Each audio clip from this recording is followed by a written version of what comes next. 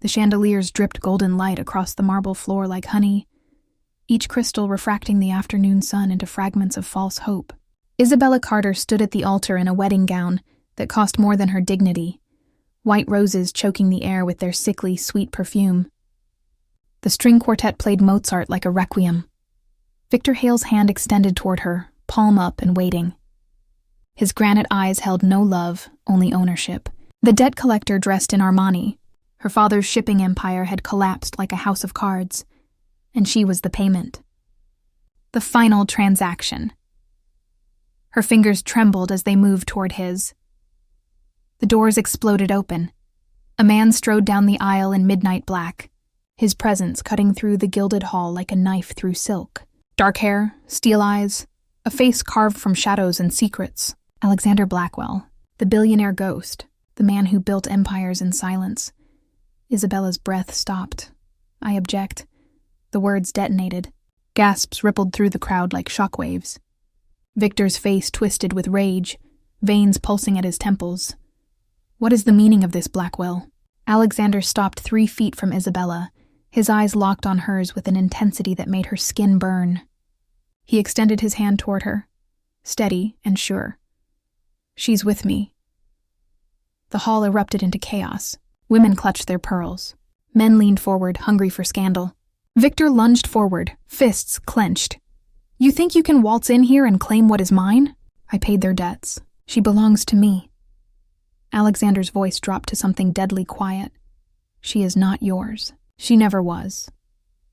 He turned to Isabella, and for the first time in months, she saw something other than transaction in a man's eyes. Something dangerous. Something like freedom wrapped in chains she couldn't yet see. Walk out with me right now, Isabella, or marry him and spend your life as collateral. Her mother's voice cut through the noise, thin and desperate. Isabella, think of your brothers. Think of what this means. Victor stepped closer, his breath hot with fury. If you leave with him, your family loses everything. I will destroy them. Alexander didn't flinch. If you stay, you lose yourself. The choice hung in the air like a blade. Isabella's heart hammered against her ribs. Every eye in the room watched her, waiting for her to break or bend. She looked at Victor, at the life of cold luxury and quiet death he offered. Then at Alexander, at the unknown chaos and terrifying possibility in his steel gray eyes. Her hand moved. She took Alexander's palm, his fingers closing around hers like a vow. I'm sorry, Mother. The gasps turned to shrieks. Victor roared something inhuman, but Alexander was already pulling her down the aisle, her gown trailing behind her like a white river, her heart pounding so hard she thought it might shatter through her chest. They burst through the doors into blinding sunlight. A black car waited, engine purring. Alexander opened the door, and Isabella dove inside, the gown bunching around her like a cloud. He slid in beside her. The car peeled away from the church as the doors flew open behind them, Victor's silhouette dark with rage. Isabella's hands shook. Tears she'd been holding for months finally broke free, streaming down her face beneath the veil she ripped away. Why? She gasped. Why would you do this? You don't even know me. Alexander stared straight ahead, his jaw tight, his hands clenched on his knees. Because 3 years ago, you did something for me. Something you don't remember. She turned to him, confusion cutting through the adrenaline. What are you talking about? He finally looked at her, and she saw something broken behind those steel eyes. Something that matched the shattered pieces inside her. You saved my life, Isabella, and I've been looking for you ever since. The penthouse overlooked the city like a throne over a kingdom of glass and steel. Floor-to-ceiling windows framed the skyline in gold as the sun bled into evening. Isabella stood in the center of the vast living room, still in her wedding gown, feeling like a ghost haunting someone else's life. Alexander poured whiskey into crystal glasses, his movements precise and controlled.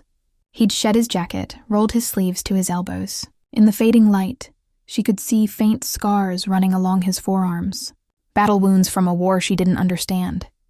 3 years ago, he said without turning, I was different, reckless, angry. He handed her a glass. I'd just lost my brother to a rival's scheme. I wanted blood. Revenge. I didn't care who got hurt in the process.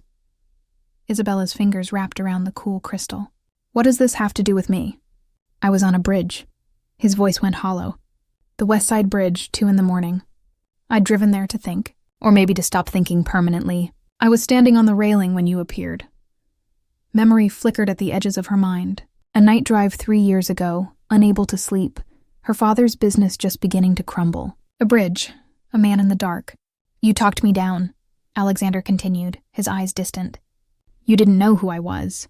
Didn't ask my name. You just sat on the hood of your car and told me about your dream to study art in Florence, about how beauty still existed even when everything felt broken. He took a long drink. You stayed with me until dawn, and then you left. The memory crystallized. She'd thought about that night 100 times since, wondering if the stranger had survived, if her words had mattered. I looked for you, he said. Searched for months. By the time I found you, your family was already drowning, and Victor Hale was circling. His jaw tightened. I couldn't let him have you. Isabella's throat constricted. So you paid my family's debts. Every cent. The words hit her like a physical blow. She set the glass down before she dropped it. You paid them? Not Victor? Victor thought he owned you. I made sure he never would. Alexander turned to face her fully. Your family is safe. Your father's business is being restructured under my company. Your brothers will have their educations. You owe Victor Hale nothing. Relief and fury warred in her chest. And what do I owe you? Something dangerous flickered in his eyes. Nothing. You already paid your debt 3 years ago. That's not how this works. Isabella's voice rose. You just kidnapped me from my wedding, destroyed my reputation, and revealed you've been watching me for years. What do you want from me, Alexander? He moved closer, close enough that she could smell cedar and smoke on his skin. I want you to have the choice Victor would never give you. Stay or go, paint in Florence, build whatever life you want. I won't cage you. And if I stay? His eyes darkened. Then stay because you want to, not because you're bought or traded or saved. The air between them crackled with something electric and dangerous. Isabella's heart hammered. Every instinct screamed at her to run, to protect herself from another man who claimed to know what she needed. But something in Alexander's brokenness called to her own. I don't believe in fairy tales, she whispered. Men who play hero always want something in return. I'm no hero. His voice dropped to gravel. I'm the villain in most stories. I've destroyed companies, ruined lives, burned bridges that couldn't be rebuilt. I saved you because I was selfish, because I couldn't stand the thought of you suffering the way I did. That's still saving me. No. He stepped back, creating distance like a wound. That's claiming a debt I had no right to claim. Isabella's phone buzzed in her clutch. She pulled it out. 17 missed calls from her mother, 23 from Victor. She scrolled through the messages, each one more desperate than the last. Then one from her father, debts cleared. We're safe. Whatever you did, whatever this cost you, thank you. Her hands shook. My father thinks I sold myself to you instead. Let me talk to him. I'll explain. Will you? She looked up, tears burning her eyes. Can you explain any of this? Why you really did this? What you really want? Alexander's mask cracked. For a moment, she saw past the steel to something raw and bleeding underneath. I want to stop feeling dead inside, he said, his voice breaking on the words. And when I saw you standing at that altar, looking like your soul was being buried alive, I saw myself 3 years ago on that bridge. I couldn't walk away. The confession hung between them like a prayer. Isabella moved before she could think. She closed the distance, her hand reaching up to touch his face. His skin was warm, his breath catching at the contact. Then we're both ghosts trying to remember how to live. He caught her wrist gently. Isabella, you don't have to do this. Do what? Pretend you feel something for me because you think you owe me. She laughed, sharp and bitter. I don't know what I feel. I'm angry and grateful and terrified and something else I don't have words for. But I know I'm not pretending. His thumb traced her pulse point. Then stay tonight. Just tonight. Tomorrow you can decide what comes next. And if I stay longer than tonight? His eyes burned into hers. Then I'll spend every day proving I'm worth the risk. The moment crystallized, fragile and sharp as glass. Isabella leaned closer, her lips almost brushing his, when her phone exploded with sound. Victor's name flashed on the screen. She answered before she could think. You stupid little girl. His voice dripped venom. You think Blackwell saved you? Ask him about the deal. Ask him what he really paid for. The line went dead. Isabella turned slowly to Alexander, ice flooding her veins. What deal? The silence stretched between them like a chasm. Alexander's face had gone carefully blank, the mask sliding back into place. That alone told Isabella everything she needed to know. What deal, Alexander? He moved to the window, his back to her, shoulders tense. The city lights flickered below like dying stars. Victor was never going to let you go quietly, he said finally. He'd already signed contracts with your father. Legally binding. If I'd simply paid the debts, he would have sued, dragged your family through courts for years, destroyed them slowly instead of quickly. Isabella's hands clenched at her sides. So what did you do? I made a deal. His voice was flat. I bought Victor's steel company, all of it, paid triple market value. In exchange, he voided the marriage contract and walked away from your family forever. The numbers clicked into place in her mind. She'd seen the financial papers her father used to leave scattered in his study. Victor's steel empire was massive. How much? Does it matter? How much, Alexander? He turned, and she saw the truth in his eyes before he spoke. $4.7 billion. The air left her lungs. The room tilted. She grabbed the back of the sofa to keep from falling. You paid almost $5 billion for me. I paid it to free you. There's a difference. Is there? Her voice rose to something like a scream. You bought me just like Victor tried to. You just paid more. That's not what happened. Then what would you call it? Tears burned down her cheeks. You spent a fortune to own me, to collect on some imagined debt from a night I barely remember. I'm not free, Alexander. I'm just in a prettier cage. He crossed to her in 3 strides, his hands gripping her shoulders. You can walk out that door right now. I won't stop you. The money is spent. The deal is done. Your family is safe whether you stay or go. That's freedom. Freedom covered in your fingerprints. She shoved him back. Every choice I make now will be weighed against what you paid. Every breath I take is borrowed against a debt I can never repay. You've trapped me more thoroughly than Victor ever could have. His face cracked. I was trying to save you. I didn't ask to be saved. The words tore out of her. I asked for a choice, and you took that away the moment you decided my life was worth a price tag. Her phone buzzed again. A text from an unknown number. Check the news. Your hero isn't what he seems. Isabella's hands shook as she pulled up her browser. The headline hit her like a fist. Blackwell hostile takeover. Steel magnate. Victor Hale claims business coup disguised as romance. The article detailed Alexander's acquisition of Victor's company, painting it as a ruthless business move with Isabella as the convenient cover story. Quotes from anonymous sources suggested Alexander had been planning the takeover for months, that interrupting the wedding was theater designed to humiliate Victor publicly while stealing his empire. Tell me this isn't true. Isabella's voice was ice. Tell me you didn't use me as a weapon in your business war. Alexander's silence was deafening. You wanted his company, she whispered. The wedding was just an opportunity. No.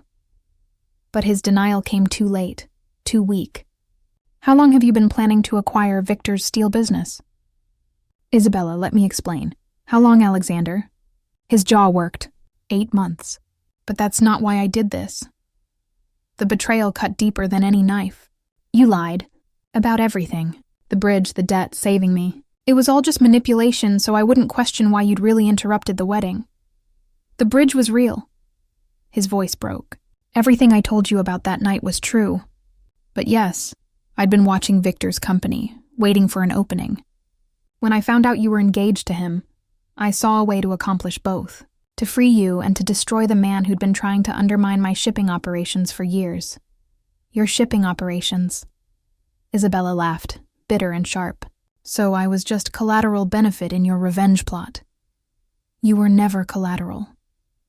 He reached for her, but she stepped back. Isabella, please. I won't pretend the business wasn't part of it, but you were the reason I acted when I did. You were the reason I paid triple value instead of waiting for him to weaken.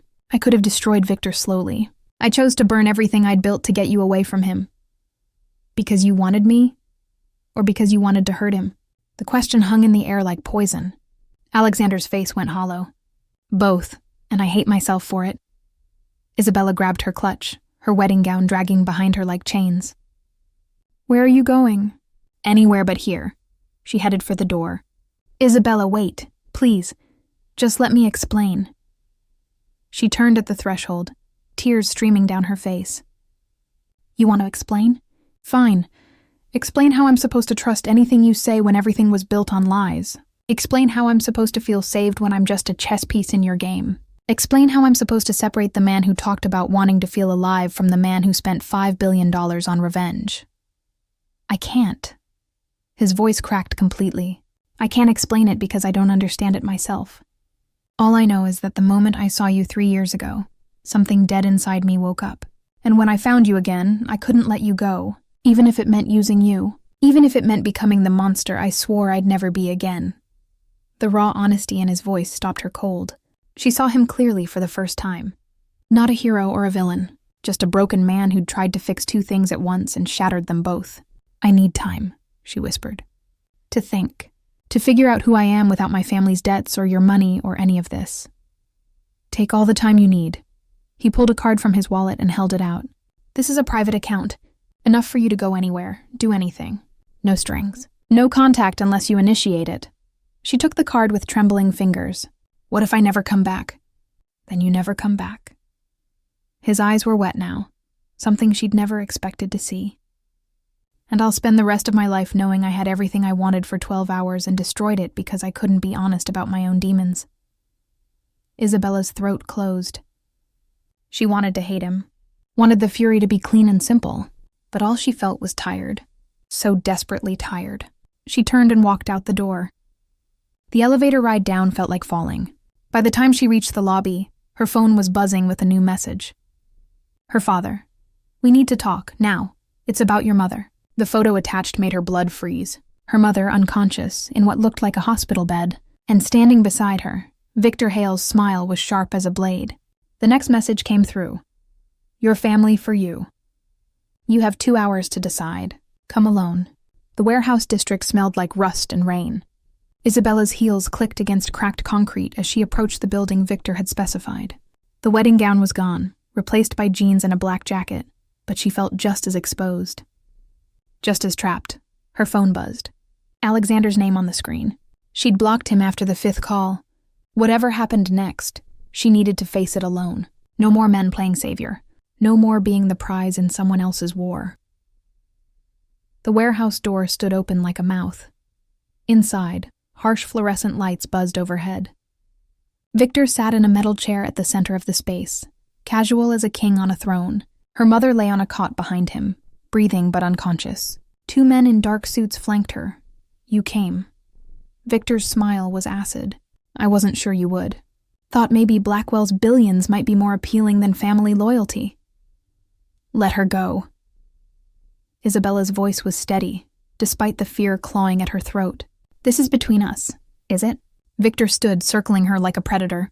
"See, I thought it was between me and Blackwell. But then I realized something. He doesn't care about the money. He doesn't care about my company. He cares about you."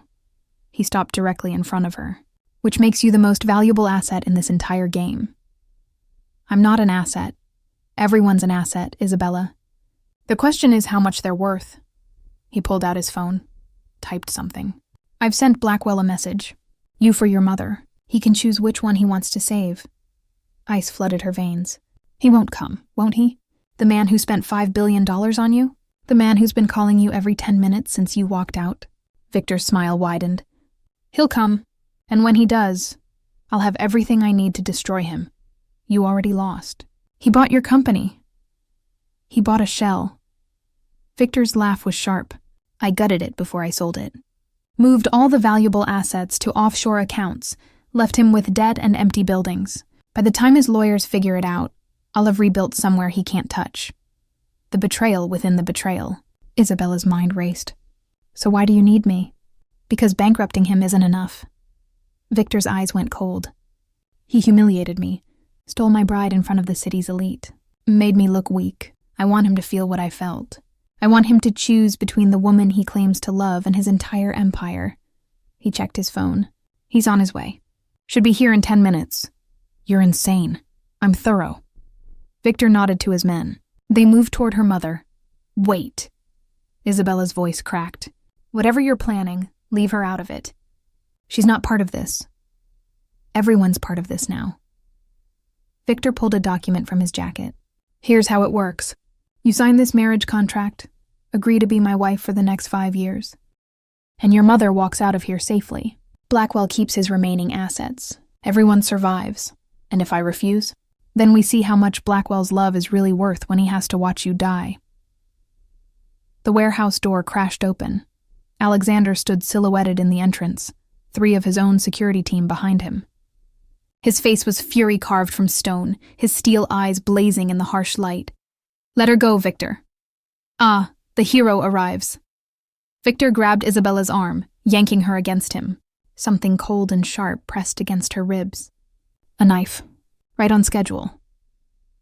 Alexander's hands clenched at his sides, every muscle coiled with violence barely restrained. "This is between us. Let them both go." "No." Victor's grip tightened. "This is exactly where it needs to be. You and me and the woman who's apparently worth more than money." He pressed the knife harder. Isabella gasped. "So here's your choice, Blackwell. Sign over your company to me. Every asset, every subsidiary, everything you've built. Or I paint this warehouse floor with her blood. Done." Alexander's response was immediate. "I'll sign whatever you want. Just let her go." "Alexander, no." Isabella struggled against Victor's grip. "Don't do this." "Draw up the papers." Alexander didn't take his eyes off her. "I'll sign them right now." Victor laughed. "Just like that? No negotiation? No trying to find a clever way out? You really are pathetic. I'm practical." Alexander's voice dropped to something deadly. "You want my empire? Take it. But if you hurt her, there isn't a corner of this world you'll be safe in. Money can be rebuilt. Companies can be restarted. But if she dies, I will spend every remaining breath making sure you beg for death long before I grant it." The threat hung in the air like smoke. Victor's confidence flickered. "You're bluffing." "Try me." The standoff stretched. Isabella's heart hammered against her ribs. The knife point bit into her skin through her jacket, a sharp reminder of how fragile everything had become. Then her mother stirred on the cot behind them. A soft moan, her eyes fluttering open. Victor's attention split for just a second. Isabella moved. She slammed her elbow back into his ribs, twisting away from the knife. The blade caught her arm, slicing through jacket and skin, but she was already falling backward. Alexander was there. He caught her as his security team rushed Victor. The knife clattered to the concrete. Shouts echoed. Someone screamed. Isabella's arm burned, blood soaking through her sleeve. But she was alive. Her mother was alive. Alexander held her like she was made of glass about to shatter. "I've got you," he whispered into her hair. "I've got you." Police sirens wailed in the distance, growing closer. Victor's men scattered. Victor himself was on the ground. Alexander's security pinning him down. His face twisted with rage and something like fear. "You'll pay for this, Blackwell," he screamed. "All of you will pay!" But his voice was already fading, drowned out by sirens and shouts, and Isabella's own ragged breathing. Alexander pulled back enough to look at her arm. "You're hurt." "I'm alive." She looked up at him, really looked at him, past the money and the lies and the manipulation, to the man underneath who'd just offered to give up everything he'd built. "You were really going to do it. Sign over your company." Without hesitation. His hands cupped her face. "Isabella, I meant what I said. Money is nothing. Companies are nothing. You're everything. You barely know me. I know enough." His thumb brushed her cheek. "I know you saved me when you didn't have to. I know you walked into this warehouse alone to save your mother. I know you're brave and fierce and too stubborn to let anyone tell you what you're worth. And I know that if I lost you, nothing else would matter." Tears spilled down her face. "You lied to me, used me. I should hate you. You should." His voice broke. "I deserve it, but I don't." The admission tore out of her. "I don't hate you, Alexander, and I don't know if that makes me stupid or broken or just as morally gray as you are. It makes you human." He leaned his forehead against hers. "And it makes you better than I deserve." Paramedics rushed in, heading for her mother. Police swarmed Victor. The chaos swirled around them, but in that moment, there was only the two of them. Two people who'd saved each other in the worst possible ways. "What happens now?" Isabella whispered. "Now you heal." And then you decide. Decide what? His eyes held hers. If a man who's made every wrong choice for the right reasons is worth a second chance. Before she could answer, one of the police officers approached. "Miss Carter, we need your statement," the moment broke. Reality crashed back in. Isabella nodded, letting herself be led away, but she looked back once. Alexander stood alone in the center of the warehouse, surrounded by the wreckage of their choices, looking like a man who'd just won and lost everything in the same breath. Her mother's voice, weak but steady, called her name, and Isabella realized the hardest choice was still ahead of her, love or freedom. Trust or self-preservation, the man who'd saved her, or the life she'd always dreamed of. 3 weeks later, she stood at the airport, a one-way ticket to Florence in her hand and Alexander's card burning a hole in her pocket. The departure gate waited. Florence stretched before her like a painting come to life. Terracotta roofs climbed the hills, the Duomo's dome piercing the sky like a prayer-made stone. Isabella stood on the Ponte Vecchio at sunset, her sketchbook balanced on the railing, charcoal smudging her fingers black. 6 months. 6 months of cobblestone streets and gelato melting on her tongue. 6 months of sketching cathedrals at dawn and losing herself in the Uffizi's endless halls. 6 months of becoming someone she didn't recognize in the mirror. Someone lighter. Someone free. The scar on her arm had faded to a thin silver line. Victor Hale was in prison, facing charges for kidnapping and extortion. Her family's business was thriving under new management. Her brothers were in college. Her mother had recovered fully, and Alexander Blackwell had vanished. No calls. No messages. Only a monthly deposit into her account that she never touched, watching the number grow like a reminder of everything she'd left behind. "You're thinking too hard." The voice came from behind her, accented Italian, warm as summer wine. Marco, the art professor who'd taken her under his wing, smiled as he approached. "Art is feeling, not thinking. Sometimes feeling is harder than thinking." Isabella turned back to her sketch. The bridge, the river, and somehow, without meaning to, she'd drawn a figure in the background. Dark hair, broad shoulders, a man made of shadows. Marco followed her gaze. "Ah, the ghost you left behind." "I didn't leave anyone behind." But the lie tasted bitter. "Then why do you draw him in every piece?" The figure at the edge, always watching. Never part of the scene, he tapped the sketchbook.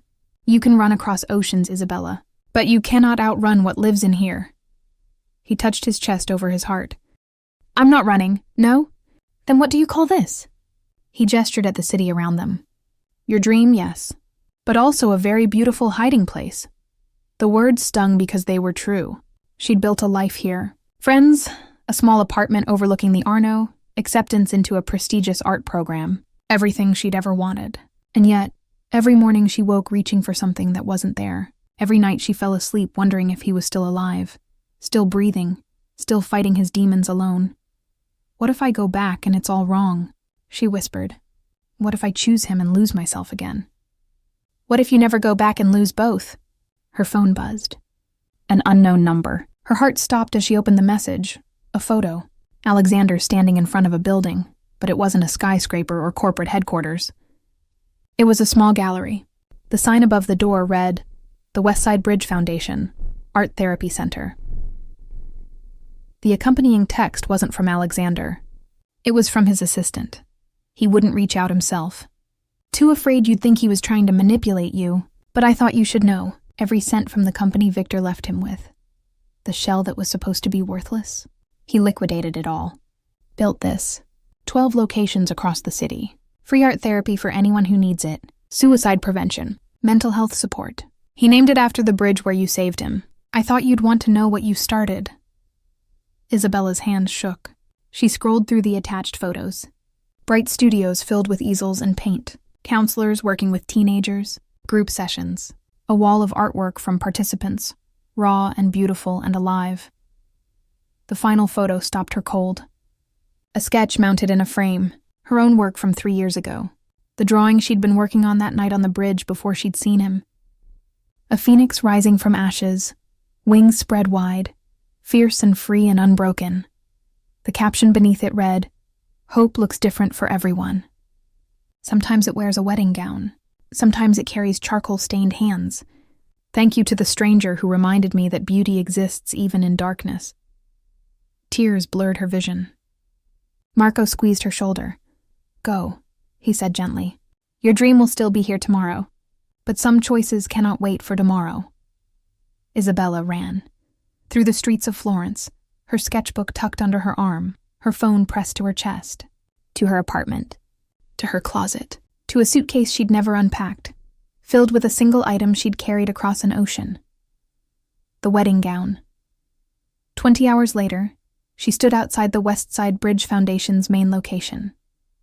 Early morning sun turned the windows gold. Her heart hammered so hard she thought it might break through her ribs. The door was unlocked. Inside, the smell of paint and coffee and something like hope. She walked through the main gallery, past artwork that sang with pain transformed into beauty, until she reached a small office at the back. Alexander sat at a desk covered in blueprints and grant applications, his hair longer than she remembered, shadows under his eyes that spoke of too many sleepless nights. He didn't hear her approach. She cleared her throat. He looked up. The breath left his lungs. He stood so fast his chair fell backward, his eyes going wide with something like disbelief. Isabella. Her name on his lips sounded like a prayer. I saw what you built, she said, her voice steady despite everything. With the wreckage Victor left you. I built what you taught me. He stayed behind the desk, hands gripping the edge like he was afraid to move closer. That beauty can come from broken things. Why didn't you tell me? Because I promised I wouldn't manipulate you anymore.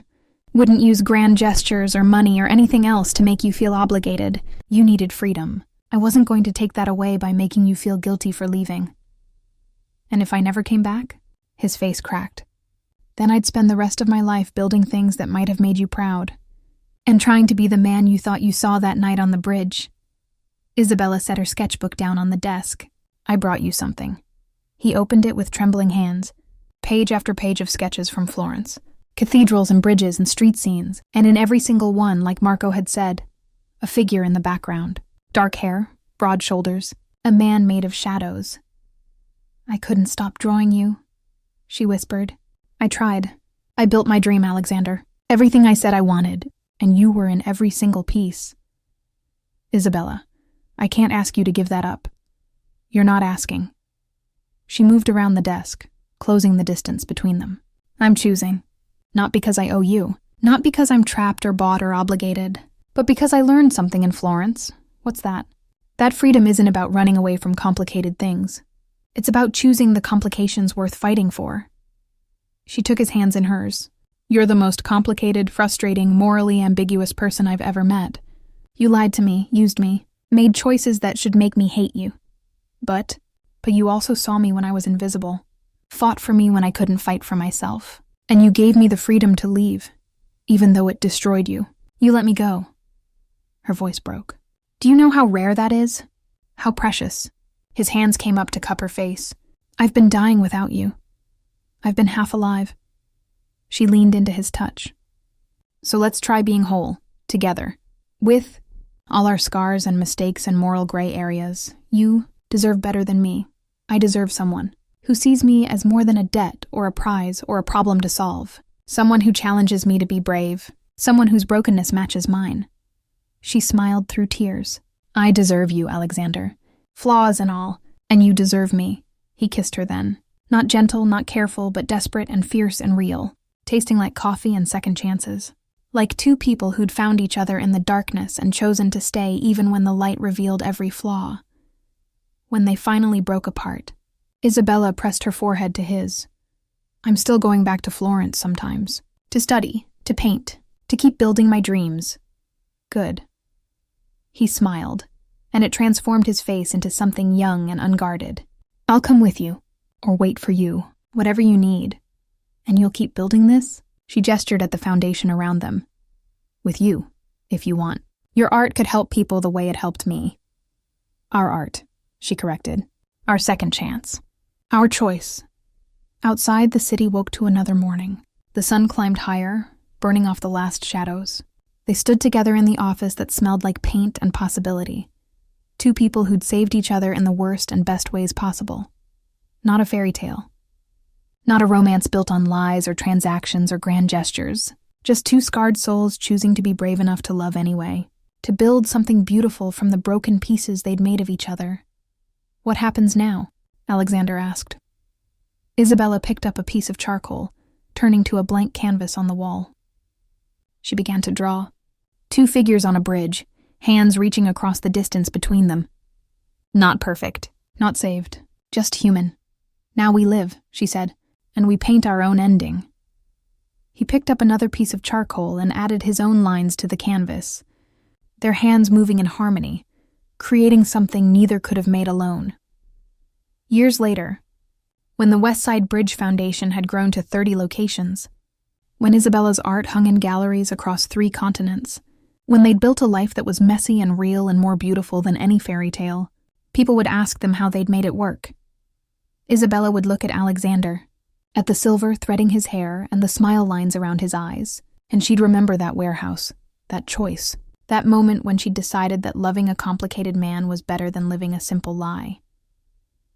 We chose each other, she'd say simply, every day, even when it was hard, especially when it was hard.